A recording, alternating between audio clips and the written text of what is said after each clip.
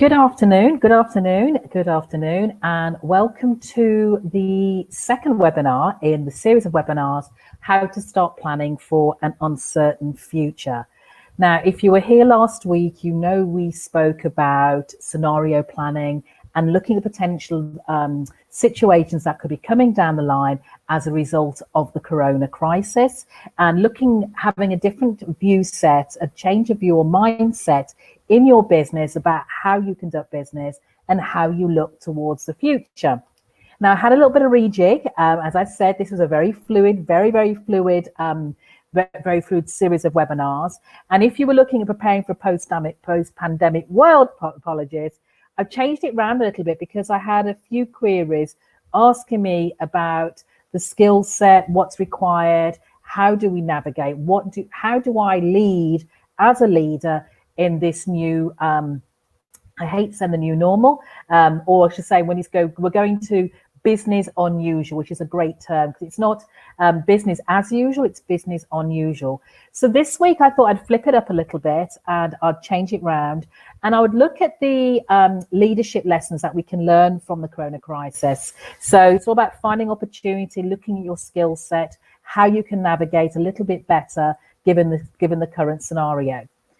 So as I said, this week, session 2, we're going to look at finding opportunity in adversity, leadership lessons from a corona crisis. We're going to look at what are the key skills you need for leading in a post-COVID world, the one thing you shouldn't fear as a post-corona leader, and I'm going to share what I think is the secret to being a great leader in the new normal. So if we're ready, I have a quick overview of who, as I said, yes, that was session 1 last week. We did How to Plan for Future Nobody Can Plan For. This week's session, as I said, is the leadership lessons. Next week, preparing your business for a post-pandemic world. And the final session will be strategies to succeed in the post-lockdown world. So if you've already registered, you have to do nothing more. You can keep on following me on Crowdcast, and you'll be notified when we go live, and I'll always send a little note out to remind persons to participate. So let's get cracking. I've also promised we won't be longer than only 30 minutes doing these webinars, because I know we all have webinar fatigue. I know everything starts to merge into one, so I want to be very succinct and give you some key tips, some key insights to take away with you. As I said, quick introduction, who I am, Janice Sutherland, award-winning leadership expert. I've had a professional career for well over 25 years, and I've worked in both the UK and the Caribbean. I was the first woman to head up the telecom sector for Antigua and Montserrat. I'm the only woman. I'm an award-winning executive coach and leadership development expert. I'm an author, and I'm a host of This Woman Can. So I've learned a lot of skills, and I think I've had to develop my own leadership skills or my change of skill set along the way as I've navigated from corporate to entrepreneur. I work mainly in the leadership realm, so leadership development, and I look at customized performance coaching at all levels, executive coaching, definitely enhancing the skills of senior leaders, and I see that being more and more paramount now as we're moving into this post-corona era. I conduct leadership assessments. I'm a certified Marshall Goldsmith leadership assessor, and I also work with organizations with business transformation development and supporting the development of their business, and again, very paramount given the current climate. So let's kick off. The biggest question I am being asked right now is, why do I need to change? This is from leaders, they're like, I've got my skills, I've done very well how I am right now, I've got to where I am, I'm good, thank you. So why do I need to change? And the answer to that really is very, very simple.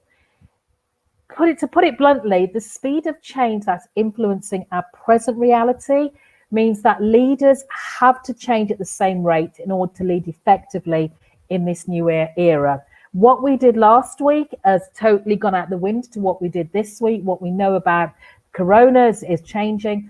And you can see that leaders, especially leaders of countries, leaders of business, are very much adapting to the environment because they're not quite certain of how to make decisions, what decisions to make, and the decisions keep changing, and the directives keep changing week on week. So basically, we need to be mindful of what our skill set needs to be because the world is changing very rapidly, and we need to make sure we can change just as rapidly to lead effectively going forward. So that brings me succinctly to what are the key skills leaders need in a post-COVID world? Now, these are the skills that I've observed that I think people need. You may have others, depending on the environment you're working in and the leadership skills you've already acquired. But I have pulled these down to six. I like number six. Six key skills. Now, the first thing is AQ intelligence. You'd have heard of IQ, intelligent quotient. You'd have heard of EQ, emotional quotient, emotional intelligence. And AQ intelligence really is adaptability quotient. It's just a fancy phrase for resilience. And as a leader, we are going to face a lot of ups and downs, a lot of changes, a lot of moves we have to do. And we're going to doubt ourselves sometimes whether we have the capacity to actually adapt to what's happening. And this is where I want you to tap into your resilience, your adaptability quotient, because throughout life, you may not realize it right now, but throughout life, you have dealt with various degrees of adversity. You've had various challenges throughout your career, even your personal life, and you have learned how to adapt. You have learned how to tap into those skills to develop a level of resiliency that will put you in good stead in the future. And this is what you really need to continue doing as we navigate this business unusual world. The next thing is strategic fluidity. Now, that's a term I have coined. And we have sat down last week, as I said, we talked about scenario planning, which then develops into various strategies that we could adapt. But along with that, we need to have a level of fluidity in our strategic thinking, in what we do, because as I said, things are moving so rapidly that the strategy we had laid out last week is no longer valid for this week. So an element of strategic fluidity is really required. Don't get floored when you have to change your strategy. If you have to have plan A, B, C, D, E, F all the way through the alphabet, that's what needs to happen. But there needs to be an element of fluidity in your strategy going forward. Thirdly, and these are no particular order, is creativity. Now, this is my fancy word for having a MacGyver mindset. Anybody who knows me knows that I love MacGyver, and I always talk about MacGyver mindset. I have MacGyverisms. My MacGyver mindset is all around my garden sometimes, where I have just found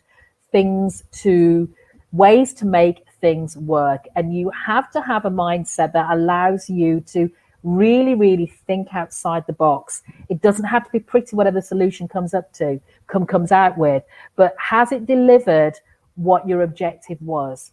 And that's where you need to have what I said, the MacGyver mindset. And I'm a big fan of that. Find a solution. It doesn't have to be what it says in the book or what you think it has to be. Find that solution and don't be afraid to put it into action when you do. The next are more people related and how you interact with your team. And three things here I think we really need to be cognizant of, or the skills we really need to develop very succinctly in the new normal. Transparency.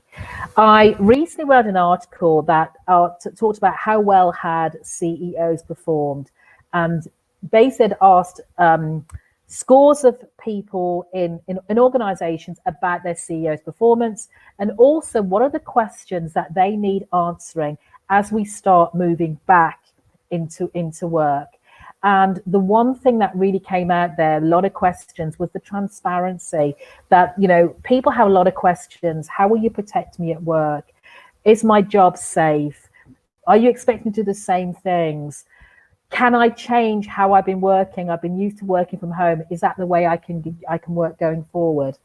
And what your team want to know, even if you don't have the answers, is that you are transparent enough to share some of your thought processes, where you are, being very, very open about where your business is going and what's happening. I think it also makes it a lot easier for you as a leader to have that level of transparency, because then your team can pick up very quickly whether you're hiding something if they've worked with you for a long time. So having that level of transparency enables you to not have to think of things on the fly. I appreciate there's some things you can't share and totally understand that. But where you can be transparent, where you can share, I encourage you to do that, because your team would really welcome that. They'd feel part of the process. And to be honest, there's a lot more you can get from them if you are transparent about what the situation is, about where you are and where your business is, to get their support. Because you don't have to do this alone. A lot of leaders think they have to do this alone, but you don't have to. Use your team, harness that resource you have to help you going forward.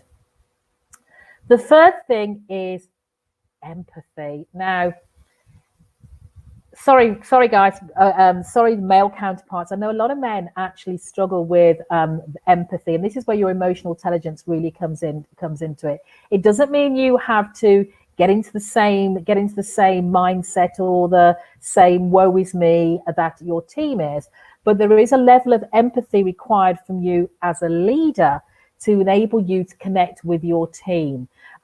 Everybody's going through a tough time.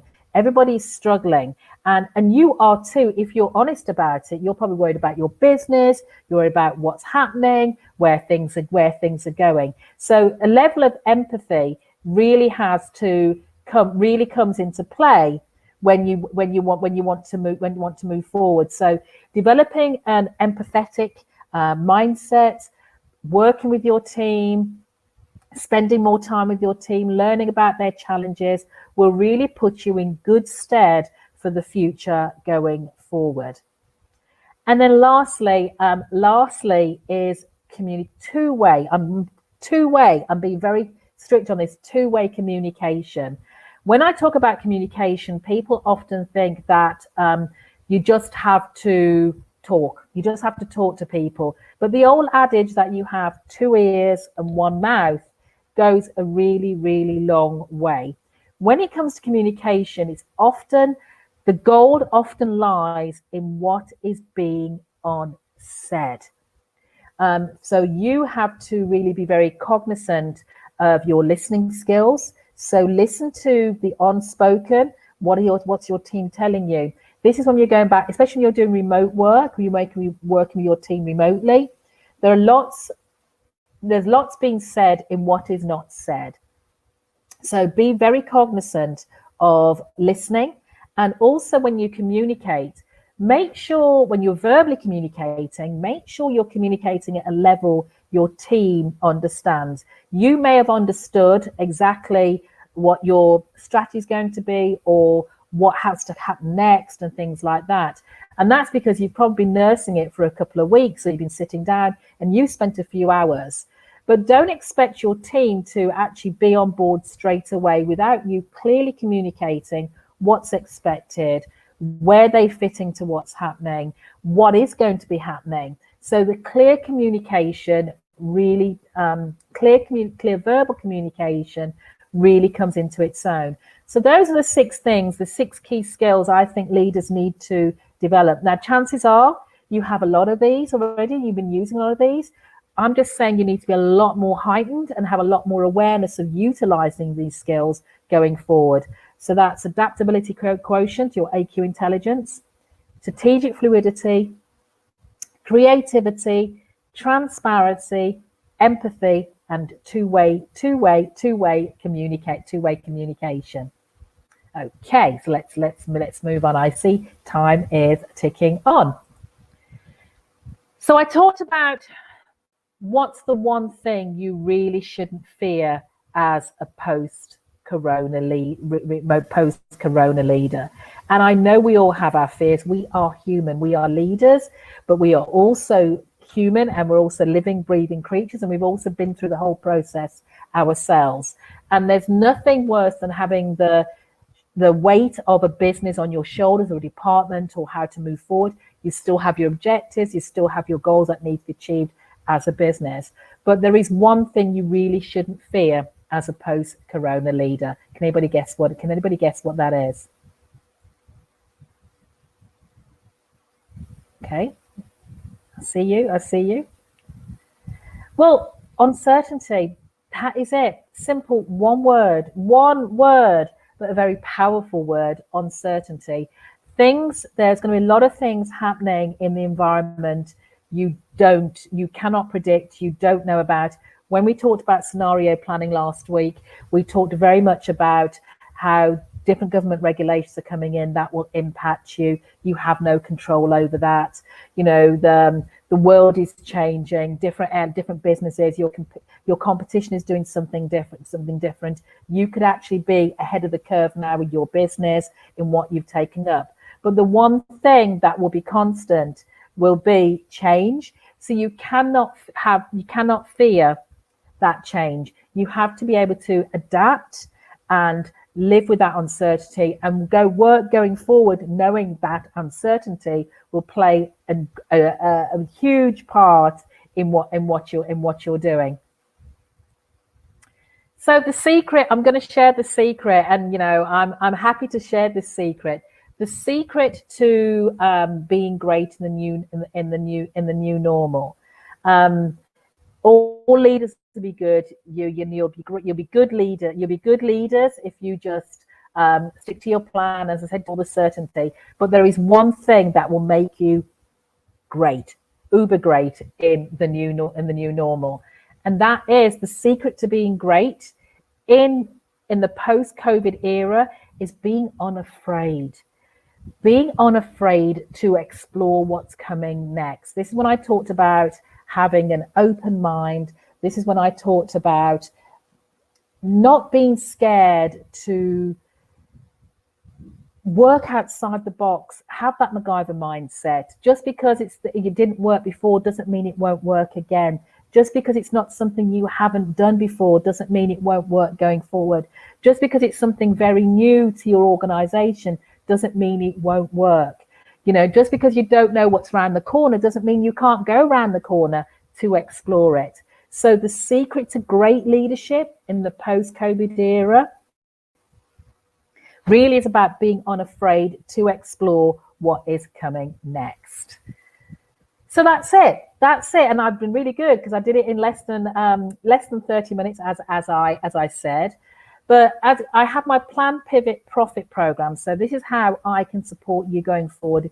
If anything there has piqued your interest and you want to talk to me a little bit further about what you can do, how we can work together, how I can support you and your organization, how I can help you plan your next step, pivot from the activity you're doing and pivot from the results, then just get in touch with me. You can book a 15, 20-minute strategy call with me. Let's discuss the challenge you're facing right now in your business and see how we can work together. My details are on screen right now. Very simple. Connect with me on LinkedIn. You can get my website, jannysutherland.com, or email me. And that's it. So thank you so much for those of you who have joined me this week, for joining me. As I said, next week will be week 3. If you want to review the session, you'll be able to review the session again because it'll be on replay. And I look forward to connecting with you next week. Take care. And if you have any questions, by the way, feel free to get in touch with me. I'll also be sending you out a quick survey so you can give me some feedback on the session and the topics you'd like to see covered off in the next couple of weeks. Take care and have a great week. Until next week, take care.